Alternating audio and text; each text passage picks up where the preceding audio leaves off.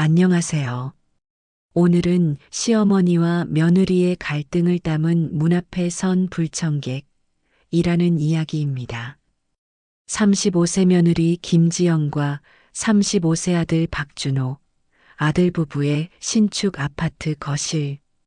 햇살이 잘 드는 깨끗하고 모던한 공간이지만 공기는 알 수 없는 불안으로 가득합니다.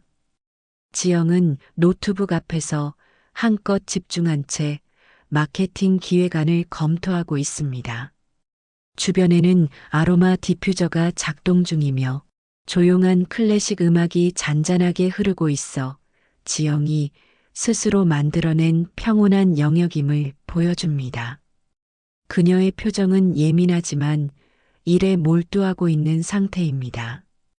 지영에게 이 공간은 단순한 집이 아니었습니다. 타인의 시선과 간섭으로부터 완벽하게 분리된 온전한 자신의 요새였죠. 특히 시댁의 갑작스러운 방문으로부터 그녀를 보호해줄 마지막 방어선이기도 했고요. 그녀는 그 평온이 얼마나 쉽게 부서질 수 있는지 이미 알고 있는 듯 했습니다. 오후 2시 고요함을 깨고 현관 도어록 패드의 숫자 버튼을 누르는 소리가 들립니다. 삑, 삑, 삑, 삑 기계음은 낮고도 명확합니다. 지영은 순간적으로 몸이 굳어버립니다. 초인종 소리나 사전 연락은 전혀 없었습니다. 그녀는 눈을 감고 혹시나 하는 마음에 착각일 거야라고 스스로를 다그쳐 보지만 도어록 잠금 해제음인 삐비빅 소리와 함께 현관문이 천천히 열리는 묵직한 소리가 들려옵니다. 지영의 심장 박동 소리가 공간을 가득 채우는 듯 느껴집니다. 문이 열립니다. 그리고 그 문을 통해 들어오는 사람은 61세 시어머니 최숙자였습니다. 숙자는 아들의 집 비밀번호를 여전히 공유하고 있었고 그것이 아들 내외의 사생활을 침범하는 행위라고는 추호도 생각지 않는 듯합니다. 그녀에게 이곳은 언제든 방문 가능한 내 아들의 집이니까요. 숙자는 짙은 색의 점퍼를 입고 한 손에는 검은 비닐봉지를 들고 서 있습니다. 그녀는 현관에서 신발을 벗는 대신 거실을 향해 목을 빼고 두리번거립니다. 지영은 순간적으로 반사적으로 몸을 숨깁니다. 재빨리 거실 한쪽의 키 큰 장식장 뒤로 몸을 숨긴 채 좁은 틈 사이로 시어머니의 움직임을 관찰합니다. 그녀의 얼굴은 패닉과 혐오가 뒤섞인 표정입니다. 숙자는 얘들아, 엄마 왔다. 지영아? 하고 아무도 없는 허공에 대고 친근한 목소리로 부릅니다. 대답이 없자 숙자는 의아한 표정으로 거실로 한 걸음 더 들어옵니다. 숙자는 지영의 눈에 띄지 않는 곳에 있었지만 지영의 눈에는 숙자의 모든 움직임이 슬로우 모션처럼 위협적으로 느껴집니다. 숙자는 거실을 맴돌며 손가락으로 가구 위에 쌓인 먼지를 훑어봅니다. 그녀의 눈빛은 내 아들 집을 검사하는 듯한 은밀하고도 노골적인 권위를 담고 있습니다. 지영은 숨을 멈춘 채 심장이 터질 것 같은 고통을 느낍니다. 이 모든 것이 침범이자 폭력처럼 느껴지는 순간입니다. 지영의 침묵은 오래가지 못했습니다. 숙자의 발걸음이 그녀가 숨어 있는 장식장 쪽으로 향하자 그녀는 더 이상 숨는 것이 능사가 아님을 깨닫습니다. 대면을 회피하는 것은 그녀의 성격상 가장 비굴한 선택이었으니까요. 지영은 숨을 크게 들이마시고 장식장 뒤에서 천천히 걸어 나옵니다. 숙자는 깜짝 놀라며 손에 들고 있던 검은 비닐봉지를 떨어뜨릴 뻔합니다. 숙자는 환하게 웃으려 노력하며 아이고, 지영아, 너 여기 있었니? 엄마 깜짝 놀랐잖니. 왜 대답이 없어? 지영은 표정 없는 얼굴로 재택 근무 중이라 잠깐 생각할 게 있어서요. 못 들었어요. 목소리에는 미세한 떨림과 함께 날카로운 경계심이 서려 있습니다. 그녀의 못 들었어요 라는 말은 사실 당신의 침범을 알고 있었지만 모른 척하고 싶었다는 뜻이었죠. 숙자는 그 미묘한 온도 차를 감지하지 못하고 오히려 상황을 무마하려는 듯 자신의 행동을 정당화합니다. 숙자는 들고 온 비닐봉지에서 반찬통을 꺼내며 자연스럽게 주방으로 향합니다. 지영은 굳어진 채 그 뒷모습을 바라봅니다. 엄마가 어제 담근 총각김치 좀 가져왔지. 내가 한 김치는 짜서 우리 준호가 잘 안 먹지 않니? 냉장고에 넣어 놓으려고. 숙자는 지영의 곁을 스쳐 지나 냉장고 문을 엽니다. 지영은 그 순간 자신의 가장 사적인 영역인 주방까지 무단으로 점거당했다는 기분에 온몸의 피가 차갑게 식는 것을 느낍니다. 숙자는 냉장고 내부를 훑어보더니 인상을 찌푸립니다. 아니, 냉장고 정리를 이 모양으로 해놓으면 어떡하니? 반찬이 다 섞여 있네. 이러니 준호가 뭘 제대로 먹겠니? 엄마가 좀 정리해줘야겠다. 응? 숙자의 행동은 지영에게 단순한 잔소리가 아니라 존중 없음의 선언이었습니다. 지영은 더 이상 참지 못하고 숨겨왔던 차가움을 드러냅니다. 지영은 한 걸음 앞으로 다가서며 목소리 톤이 낮고 단호해집니다. 어머님. 숙자는 냉장고 선반을 정리하다 멈추고 지영을 돌아봅니다. 응? 왜 그러니? 지영은 다음부터는 갑자기 오시는 건 좀 자제해 주셨으면 좋겠어요. 솔직히 말씀드리면 당황했어요. 재택근무 중에 너무 놀랐고요.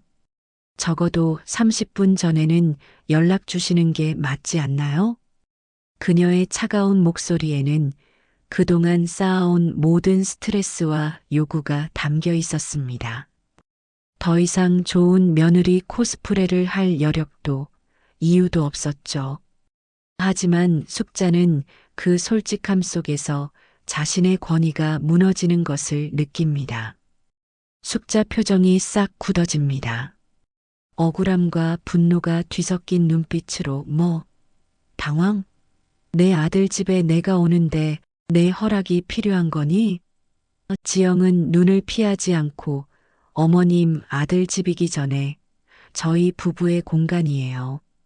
그리고 어머님은 이 집의 손님이시고요. 아무리 가족이라도 예의는 지켜주셔야죠. 숙자 기가 막힌다는 듯 헛웃음을 터뜨립니다. 손님? 아, 내가 나를 손님 취급했구나. 그래. 내 마음 잘 알았다. 내가 다시는 불쑥 안 올게. 됐니? 숙자는 냉장고 문을 거칠게 닫고 반찬통을 다시 봉지에 넣습니다. 그녀의 손은 분노로 떨리고 있습니다. 지영은 이 싸움에서 이겼지만 마음은 무겁고 불편합니다. 이 사건은 준호의 개입을 요구하는 결정적인 촉발 사건이 됩니다. 저녁 8시 준호는 늦은 퇴근으로 지쳐 현관문을 열었습니다. 그는 집안의 팽팽한 공기 그리고 아내 지영의 싸늘하게 굳은 얼굴을 보자마자 무슨 일이 있었음을 직감합니다. 집은 전쟁터의 정전 상태와 같았죠. 준호가 거실로 들어서자 지영은 노트북을 닫고 자리에서 벌떡 일어섭니다. 지영의 눈은 울음 직전의 상태처럼 붉게 충혈되어 있지만 눈물 대신 분노의 불꽃이 이글거립니다. 지영은 떨리는 목소리로 오늘 어머님 다녀가셨어. 준호는 피로가 몰려오지만 일단 진정시키려 노력하며 아, 그래. 반찬은 가져다 주셨고 미리 연락드렸으면 좋았을 텐데. 지영은 준호의 말을 자르며 목소리가 높아집니다. 또, 미리 연락이 문제라고 생각해? 문제는 비밀번호야, 준호야.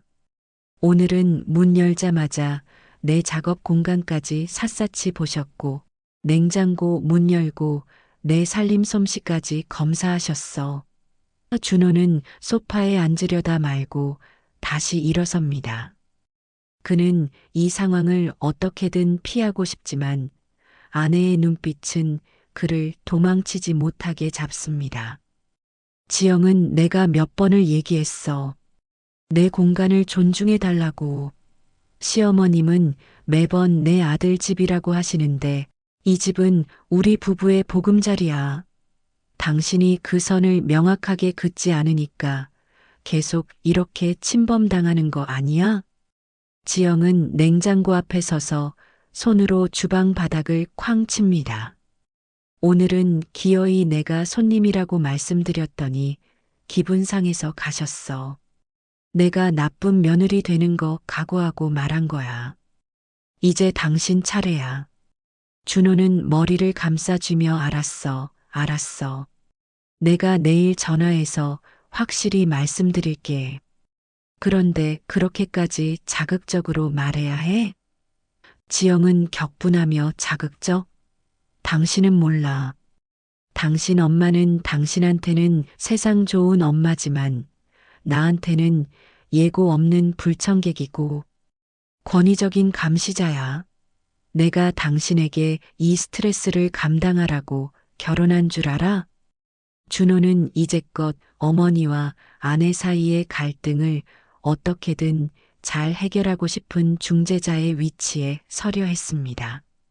하지만 지영의 눈물 섞인 절규는 그가 더 이상 회피할 수 없음을 깨닫게 했습니다. 그는 이제 중재자가 아닌 지영의 울타리가 되어야 함을 깨달았습니다. 준호야, 나 정말 진심으로 하는 말이야. 당신이 이번에도 어물쩍 넘어가거나 나만 나쁜 사람 만들면 나 이 집에서 못 살아. 당신 없어도 되니까 내 공간 지키고 싶어. 선택해. 당신은 당신 엄마의 아들로 살 거야. 아니면 내 남편으로 살 거야. 준호는 지영의 두 눈을 응시합니다. 그 눈 속에는 진심과 함께 절박한 최후 통첩이 담겨 있습니다. 준호는 깊은 한숨을 내쉬고 결심을 굳힙니다. 준호는 지영의 손을 잡으며 단호한 어조로 알았어. 지영아. 당신 말이 맞아. 당신이 이렇게까지 힘들어하는 거 내가 제일 싫어. 내가 당신 편이야. 내일 어머니께 확실히 말씀드릴게. 걱정하지 마. 준호의 이 결심은 단순한 아내 지지를 넘어 어머니와의 관계를 끊는 파국의 첫 단추가 됩니다. 이제 이야기는 되돌릴 수 없는 이막으로 접어듭니다. 다음 날 밤, 준호는 퇴근 후 어머니에게 전화를 걸기 위해 거실을 서성거립니다.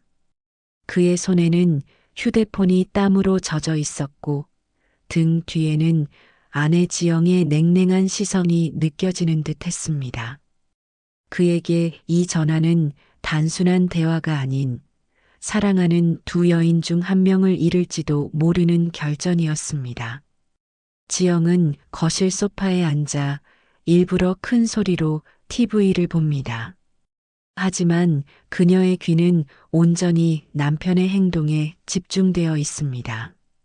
준호는 지영이 듣지 못하도록 베란다로 나가 전화를 걸려 하지만 지영은 차가운 목소리로 그를 제지합니다. 지영은 숨어서 하지 마. 당신이 하는 말을 나도 들을 권리가 있어. 내가 이 상황을 만든 사람이라고 당신 어머니가 생각하게 될 테니까. 준호는 마지못해 거실 한복판에 서서 어머니 숙자에게 전화를 겁니다. 숙자는 아들의 전화에 반가워하며 즉시 받습니다. 숙자는 어제 일로 기분이 상해 있었지만 먼저 연락해온 아들에게서 화해의 제스처를 기대합니다. 숙자는 밝은 척하며 우리 아들 바빴니? 엄마한테 먼저 전화를 다 하고 어제는 지영이한테 갑자기 갔다가 엄마도 좀 민망했잖니. 준호는 심호흡하며 준비했던 멘트를 힘겹게 꺼냅니다. 엄마. 죄송한데 어제 일 때문에 전화드렸어요. 저희 집에 갑자기 찾아오시는 문제에 대해서요. 숙자의 목소리가 싸늘하게 변합니다. 그래서 내 마누라가 나한테 뭐라고 했니? 손님 취급이라도 하라고 시켰니? 엄마, 지영이 때문이 아니라 저희 부부가 의논한 거예요. 앞으로는 약속 없이 오시는 건 절대 안 돼요. 저희도 저희만의 사생활이 있고 지영이는 특히 재택근무 때문에 예민해요. 엄마가 갑자기 오시면 지영이가 스트레스 많이 받아요. 준호의 말에는 우리 부부라는 표현이 사용되었지만 숙자의 귀에는 오직 지영이가 스트레스라는 문장만 들렸습니다. 아들이 자신보다 며느리의 감정을 최우선으로 내세우고 있음을 확인하는 순간이었죠. 숙자는 믿기지 않는다는 듯 며느리가 스트레스를 받아? 나 때문에? 내가 지금 내 엄마한테 그런 말을 하는 거니? 내가 아무리 내 아내 편을 든다고 해도 나한테 오지 말라는 말을 어떻게 해? 준호는 억지로 이성을 유지하며 엄마. 저희 부부의 평화를 위해서예요. 저희도 평화롭게 살고 싶어요. 비밀번호도 조만간 바꿀게요. 오실 때는 꼭 연락 주세요. 부탁드려요. 숙자는 말을 잇지 못하고 헐떡이다가 너 지금 지영이 시켜서 나한테 이런 말하는 거지? 내가 널 어떻게 키웠는데 내가 어떻게 내 엄마한테 문을 닫으라고 해. 숙자는 더 이상 대화를 이어갈 수 없다는 듯 분노와 충격이 뒤섞인 상태로 전화를 끊어버립니다. 거실에는 날카로운 통화 종료음 소리만이 길게 울려 퍼집니다. 준호는 휴대폰을 내려다보며 깊은 죄책감에 시달리지만 그 모습을 지켜보던 지영은 비로소 안도의 한숨을 내쉽니다. 숙자의 상실감은 이제 분노로 바뀔 준비를 마쳤습니다. 숙자는 아들의 전화를 끊은 후 밤새 잠을 이루지 못했습니다. 아들이 며느리에게 완전히 뺏겼다는 상실감과 아들에 대한 배신감, 그리고 며느리 지영에 대한 서운함과 분노가 뒤섞여 그녀를 괴롭혔죠. 하지만 그녀는 며느리와 직접 대면하여 감정을 소모하고 싶지 않았습니다. 그녀의 복수는 아들이 가장 취약한 공적인 영역에서 시작되었습니다. 다음 날 점심시간, 준호가 일하는 회사의 삭막하고 현대적인 로비. 숙자는 잘 차려입고 한 손에는 정갈하게 포장된 반찬이 담긴 고급스러운 쇼핑백을 들고 회사 로비에서 아들을 기다리고 있습니다. 그녀는 며느리의 영역집이 아닌 아들의 영역 직장을 침범하여 자신의 억울함을 호소하려 합니다. 준호는 동료들과 점심 식사를 위해 로비를 지나가다 어머니를 발견하고 경악합니다. 그의 얼굴은 순식간에 새하얗게 질립니다. 준호는 놀라서 달려가며 엄마, 여기 왜 오셨어요? 미리 연락도 없이. 숙자는 준호의 동료들이 지나가는 것을 의식하며 의도적으로 낮은 목소리로 감정을 섞어 말합니다. 내가 어제 엄마한테 그런 말을 하고 전화를 끊는데 엄마가 밥이 넘어가겠니? 내 얼굴이라도 봐야지. 이거 점심시간에 너랑 내 동료들 먹으라고 갈비찜 좀 해왔다.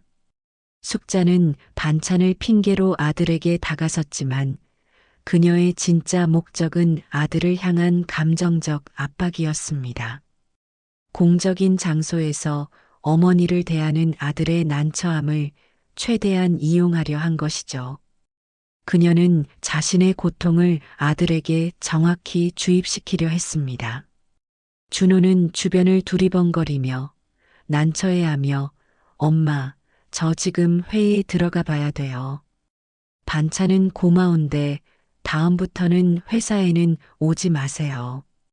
숙자는 아들의 팔을 붙잡으며 눈시울을 붉힙니다. 지영이 때문에 내가 이렇게까지 변했어. 엄마가 내 집에 오는데 허락받아야 하니? 내가 무슨 내 집에 못 올 병이라도 걸렸니? 내가 뭘 그렇게 잘못했는데 내가 나한테 그렇게 선을 긋자고 해. 숙자는 눈물을 뚝뚝 흘리며 아들의 손을 붙잡습니다.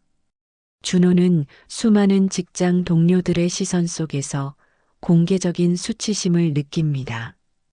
그는 어머니를 억지로 구석으로 끌어당깁니다. 준호는 작은 목소리로 간절하게 엄마, 제발. 여기 회사예요. 제가 어제 말씀드렸잖아요. 저희에게도 시간이 필요해요. 숙자는 시간? 내가 나한테 시간 달라고 할 자격이 있니? 내가 이러면 엄마는 뭐가 돼? 내 아내한테 문전박대당하고 내 아들한테도 집에서 쫓겨나고 내가 내 평생을 바친 엄마인데 내 아내가 그렇게 소중하니? 응? 숙자는 자신의 모든 희생과 노력을 동원하여 준호를 짓누릅니다. 준호는 이 상황이 며느리 지영에게 알려질 경우 갈등이 걷잡을 수 없이 확산될 것을 예감합니다. 그는 어머니를 달래지도 밀쳐내지도 못하는 무력감에 휩싸인 채 자신의 중재 실패를 절감합니다. 이 시어머니의 역습은 부부 갈등을 극대화하는 중심점이 됩니다. 준호는 어머니의 감정적 폭격에 완전히 무너진 채 귀가했습니다. 그는 마치 먼지를 뒤집어 쓴 사람처럼 기가 죽어 있었죠. 그는 아내 지영에게 이 사실을 고백해야 한다는 두려움과 어머니에 대한 죄책감으로 인해 몸 전체가 무거운 쇠사슬에 묶인 듯 했습니다. 집에 돌아온 준호는 소파에 털썩 앉아 물끄러미 천장만 바라봅니다. 지영은 남편의 비정상적인 모습을 보고 무슨 일이 있었음을 짐작하고 불안해합니다. 지영이 묻습니다. 무슨 일 있었어? 어머님 또 전화하셨어? 준호는 한참을 망설이다 힘겹게 입을 엽니다. 오늘 회사로 오셨어. 점심시간에. 지영이 다시 묻습니다. 뭐? 회사? 우리 얘기하려고? 아니면 그냥 반찬 갖다 주러? 준호가 대답합니다. 반찬 핑계로 오셨지. 근데 동료들 다 보는데 로비에서 나 붙잡고 우셨어. 지영이 때문에 내가 변했다. 나한테 문을 닫으라고 한다고. 회사 사람들이 다 봤어. 지영은 남편이 전하는 어머니의 메시지를 듣고 분노합니다. 그녀는 어머니의 감정적 압박을 징벌이자 선동으로 받아들였죠. 가장 화가 나는 것은 준호가 그 상황에서 어머니의 며느리 탓을 막아내지 못하고 패배한 채 돌아왔다는 사실이었습니다. 지영은 소파에서 일어나 거실을 왔다 갔다 하며 결국 내 탓이잖아. 봐. 당신이 나를 지켜주겠다고 해놓고 결국 당신 엄마한테 가서는 나는 아무 잘못 없고 저 며느리가 나쁜 엑스라 아들이 변했다는 프레임을 그대로 받아들이고 온 거 아니야? 준호는 지친 목소리로 내가 무슨 힘이 있니? 회사 로비에서 엄마가 우시는데 그걸 어떻게 막아? 지영이 소리칩니다. 막았어야지. 당신이 중간에서 항상 빠지니까. 내 편이라고 말은 하지만 결정적인 순간에는 당신 엄마의 감정 앞에 무릎 꿇고 나를 방패로 쓰는 거잖아. 지영은 이제 어머니뿐만 아니라 남편에 대한 깊은 불신까지 느끼기 시작합니다. 그녀는 자신의 방어를 스스로 책임져야 함을 깨닫습니다. 지영이 조용히 말합니다. 좋아. 당신은 이제 그 중간자 코스프레 그만둬. 나 이제 당신한테 부탁 안 해. 다음부터 초인종이 울리면 내가 직접 문 잠가버릴 테니까 그렇게 알아. 준호가 놀라며 지영아, 무슨 말이야? 문을 안 열겠다는 거야? 지영은 응. 초인종 울려도 비밀번호 누르는 소리 들려도 나는 내 공간을 침범하는 사람에게 문을 열어줄 의무가 없어. 당신 엄마가 문 앞에서 발을 동동 구르든 화를 내든 그건 더 이상 내 문제가 아니야. 당신이 해결하지 못한 문제, 내가 가장 원초적인 방식으로 막을 거야. 지영은 준호를 노려봅니다. 그녀의 눈빛은 비장함 그 자체였습니다. 준호는 아내가 점점 더 강경하고 고립된 상태로 빠져드는 것을 보며 무력감과 함께 어머니와의 관계를 결단해야 할 시점이 왔음을 깨닫습니다. 지영의 강경한 선언으로 인해 부부는 더욱 깊은 갈등의 소용돌이 속으로 빠져듭니다. 며칠 후 집안에는 무거운 침묵만이 흘렀습니다. 어머니 숙자는 아들의 회사 방문 이후 연락이 없었고 지영은 언제든 침입할 수 있는 문에 대한 경계심으로 인해 신경쇠약 직전이었습니다. 준호는 더 이상 이 상황을 방치할 수 없음을 깨닫습니다. 그는 관계 단절이라는 최후의 수단을 택하기로 합니다. 밤 11시 준호는 침실에 홀로 앉아 어머니에게 보낼 메시지를 작성합니다. 휴대폰 화면의 깜빡이는 커서는 마치 그의 심장 박동처럼 불안하게 떨립니다. 그는 수십 번 문장을 썼다 지우기를 반복합니다. 엄마 죄송해요 썼다가 삭제, 어머니 저희도 노력할게요 썼다가 삭제, 결국 그가 선택한 문구는 감정을 최대한 배제한 차가운 사무적 문장이었습니다. 그것이 어머니에게 가장 잔인하고 명확한 통보라는 것을 알았기 때문이죠.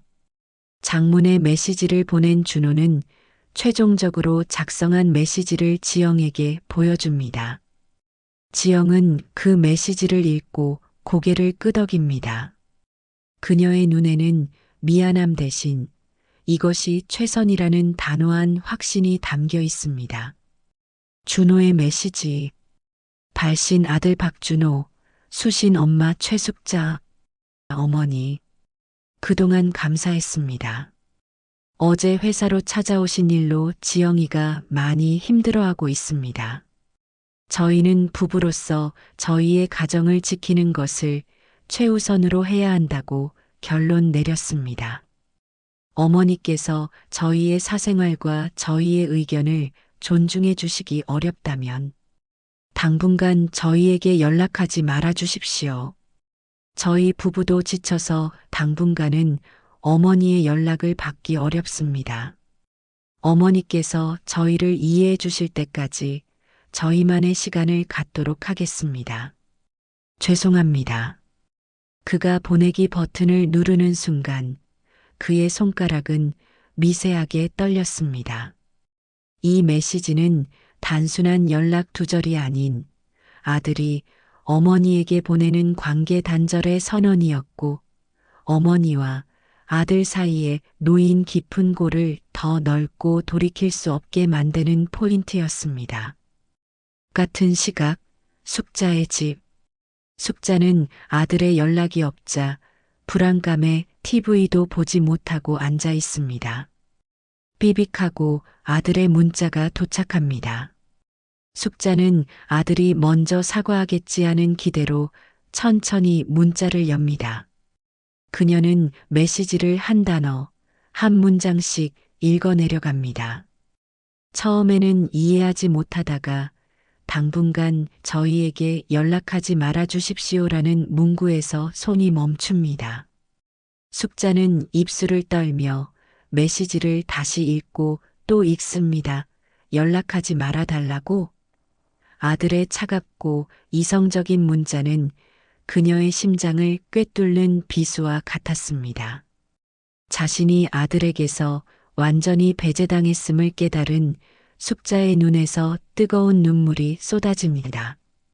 그 눈물은 며느리 지영에 대한 분노가 아닌 아들을 잃었다는 상실감과 고독에서 비롯된 것이었습니다. 그녀는 울부짖지도 못하고 고통스러운 침묵 속에서 휴대폰을 꽉 쥐고 몸을 떨 뿐입니다. 아들의 최후 통보로 인해 고부 관계는 파국에 이르게 됩니다. 준호가 어머니에게 최후 통보를 보낸 지 사흘째. 집안은 겉보기에는 평화로웠지만 사실은 폭풍 전야와 같았습니다.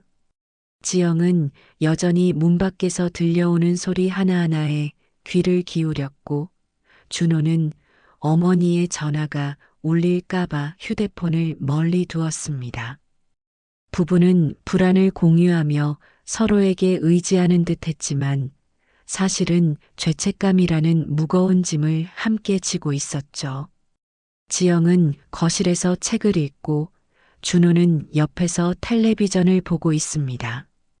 둘 다 집중하지 못하고 미세하게 긴장된 상태입니다. 바로 그때 그들이 가장 두려워하던 소리가 들려옵니다. 띵동. 날카로운 초인종 소리가 정막을 깨고 울려 퍼집니다. 지영과 준호는 동시에 몸이 굳어 서로를 바라봅니다. 눈빛은 어머님이다라는 공포와 이번엔 약속 없이 오셨구나라는 긴장감이 뒤섞여 있습니다. 지영은 준호에게 눈빛으로 묻습니다. 당신이 나가. 준호는 고개를 끄덕이며 알았어. 준호는 숨을 크게 들이마시고 문 앞으로 향합니다. 지영은 소파에서 일어나 준호의 뒤를 조심스럽게 따릅니다. 그녀는 자신이 문을 열어주지 않겠다고 선언했기 때문에 현관에서 잠금장치 너머로 어머니와 마주하는 상황을 두려워합니다. 준호는 인터폰 화면을 확인하지만 화면에는 아무도 보이지 않습니다. 그는 당황하며 지영을 돌아봅니다. 아무도 없는데? 잘못 눌렀나? 지영이 놀라며 그럴 리가 없어. 분명히 초인종 소리였어. 문 열어봐. 준호는 깊은 망설임 끝에 도어록을 해제하고 현관문을 아주 천천히 좁게 엽니다. 그의 시선은 문 밖 복도를 샅샅이 스캔합니다. 그러나 복도는 고요하고 어둠이 내려앉아 있습니다. 숙자의 모습은 어디에도 보이지 않습니다. 하지만 문 바로 앞 흰색 대리석 바닥 위에는 작고 낡은 종이 상자 하나가 놓여 있었습니다. 그리고 그 옆에는 숙자가 직접 만든 것으로 보이는 반찬통 몇 개가 비닐봉지 없이 정갈하게 놓여 있었죠. 준호는 조심스럽게 문을 열고 상자를 들고 들어옵니다. 상자 위에는 숙자의 삐뚤빼뚤한 글씨로 쓰인 짧은 쪽지가 테이프로 붙어 있습니다. 준호는 떨리는 손으로 쪽지를 떼어내 읽습니다. 쪽지 내용. 이제 너희들끼리 잘 살아라. 엄마가. 그 짧은 문구에는 분노나 원망 대신 모든 것을 체념하고 놓아버린 사람의 깊은 슬픔이 담겨 있었습니다. 어머니는 아들의 요구대로 관계를 완전히 끊고 물러났습니다. 그들이 원했던 경계는 확립되었지만 그 대가는 단절이었습니다. 준호는 쪽지를 들고 그대로 굳어버립니다. 그의 눈에는 죄책감과 동시에 어머니를 잃은 듯한 깊은 상실감이 스며듭니다. 지영은 상자 속을 들여다봅니다. 며칠 전 냉장고에서 꺼내려 했던 바로 그 총각김치가 정성스레 담겨 있습니다. 지영은 작은 목소리로 맞지. 결국 나만 나쁜 사람이 된 거잖아. 준호는 쪽지를 내려다보며 우리가 원했던 게 이거였나? 준호는 쪽지를 쥔 채 눈을 감고 깊은 한숨을 내쉽니다. 지영은 그 한숨에서 자신들의 승리가 결코 행복한 결말이 아님을 깨닫습니다. 문 밖의 고요함은 영원히 깨지지 않을 듯한 냉랭한 관계의 예고처럼 느껴집니다. 두 부부가 닫힌 문 앞에서 상자와 쪽지를 내려다보는 모습. 집안의 불빛이 그들을 비추지만 그들의 마음은 어둠 속에 갇힌 듯합니다. 그들이 지켜낸 것은 사생활이었을까요? 아니면 가족 간의 영원한 거리였을까요? 그들이 얻은 평화는 고독이라는 이름의 또 다른 짐이었습니다. 부부의 선택은 정답일까요? 오답일까요? 시청자 여러분의 생각은 어떠신가요? 오늘 문 앞에 선 불청객 편을 찾아주셔서 감사합니다. 여러분이 경험한 현실적인 고부 갈등, 그리고 그 해결 과정에 대한 다양한 의견을 댓글로 남겨주시면 감사하겠습니다. 다음 화에서는 더욱 흥미진진한 가족 이야기를 준비하겠습니다. 채널 구독하시고 알림 설정 잊지 마세요. 좋아요와 따뜻한 댓글은 저희에게 큰 힘이 됩니다. 감사합니다.